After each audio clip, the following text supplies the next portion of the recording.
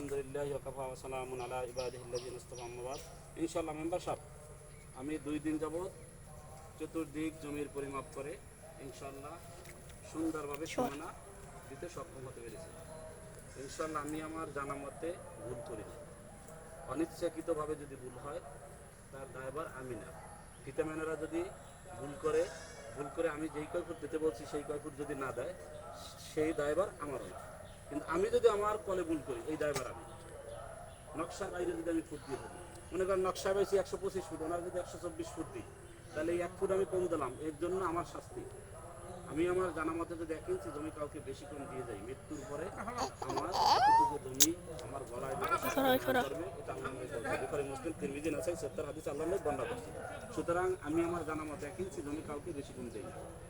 ইনশাআল্লাহ এখানে আমি চতুর্দিক থেকে মাইপা সুন্দরভাবে সীমানা দিতে সক্ষম হতে পেরেছি। চারিদিক মাপছি, এই জমিটার জমির পরিমাপ করছি, ওইটা বুঝতেছি, ওই সাইডে জমির বুঝতেছি, কিসের ভাই ওই সাইডে জমির পরিমাপ করছি, এই সাইডে জমির পরিমাপ করছি, এই সাইডে চতুর্দিক থেকে মাপটা আপনার চতুর্দিক থেকে সীমানা দিতে সক্ষম হতে পেরেছি। ইনশাআল্লাহ আমি আমার জানা মতো 1 ইঞ্চি জমি কাউকে কম বেশি দেই না। যদি 1 ইঞ্চি জমি কম বেশি দিয়ে মৃত্যুর পরে আমি দেয়, আর যারা পক্ষরা কারো জমি দখল করে খাবেন।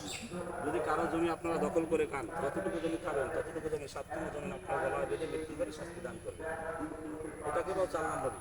বুখারী মুসলিম তিরমিজি নাসাই 70 হাদিস আল্লাহ নবী কি বর্ণনা করছে।